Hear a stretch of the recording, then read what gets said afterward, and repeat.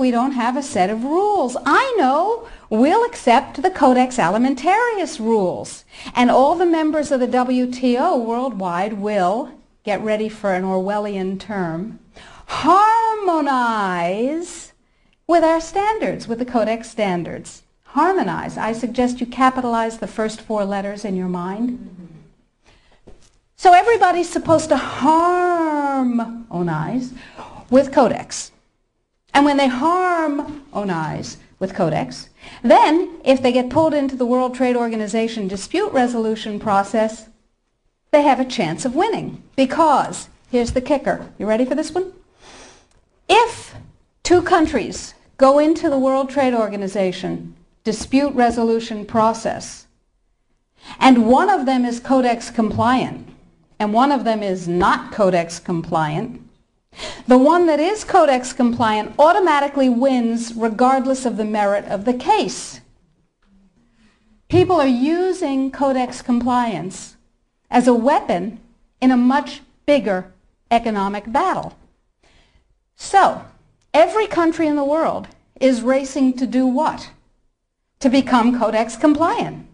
So, in the United States, the situation is, okay, how do we become Codex compliant when we have laws that protect us? And you have to remember that Codex does not serve consumer well-being, does not serve health. It serves what I call the 5 bigs. Big Pharma, Big Chema, Big Biotechna, Big Agribiz, and Big Medica. Little you and little me are not served by Codex in the least. So, before we go forward and talk about the rest of what has to happen, let's ask what Codex does. You probably all know about the vitamin and mineral guideline that was ratified on July 4th. You may not know that although it is said that Codex guidelines, regulations, and standards which have been ratified are voluntary, they are not voluntary. That is known as a lie. They are mandatory, but they are not fully mandatory until December 31st, 2009. They're sort of kind of a little bit mandatory now, and they're totally mandatory then. Okay, so what does Codex do? Why do I care enough about Codex to close my practice and stop treating patients who came to me from around the world to help them regain their health and be radiantly well with non-toxic means, which is a very satisfying thing to do. I love it. And it also provided me with an income. That was nice. Why am I concerned enough? Okay, let's talk about the vitamin and mineral guideline first. In 1994, here in the United States, DSHEA, the Dietary Supplements, Health and Education Act, was passed, which classifies nutrients and herbs as foods. As foods, you can set no upper limit on them. You cannot set an upper limit on lettuce, lamb, or rutabagas, and similarly, you cannot set an upper limit on vitamin C, echinacea, ginkgo biloba, vitamin D.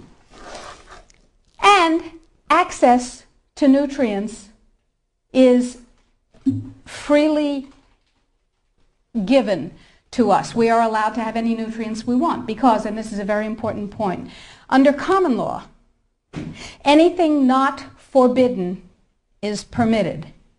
Codex, on the other hand, is a Napoleonic Code law system.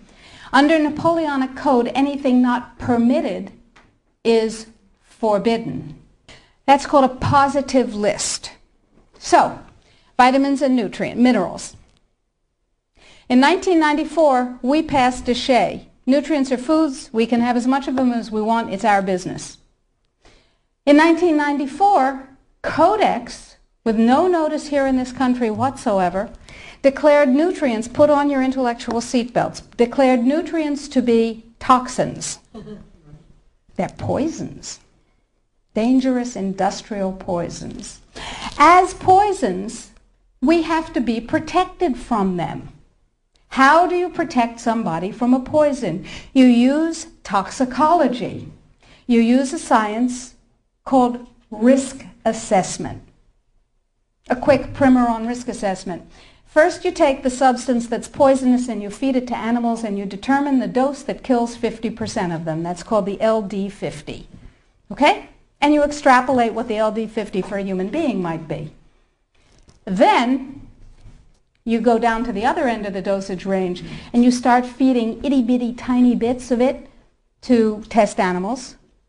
And you come up with the largest possible dose, the maximum permissible upper limit, that can be fed to an animal before a discernible impact is shown. Okay? No discernible impact. Then you divide that by 100. That's how they do it in risk assessment. And now you've got a safety margin. So you've got 1/100th of the dose that can be given, the largest dose that can be given with no discernible impact. Okay?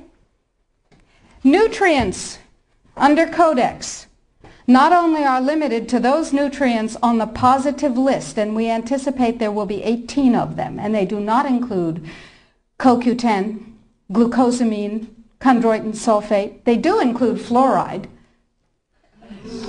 which, to my knowledge as a physician, has absolutely no biological benefit whatsoever.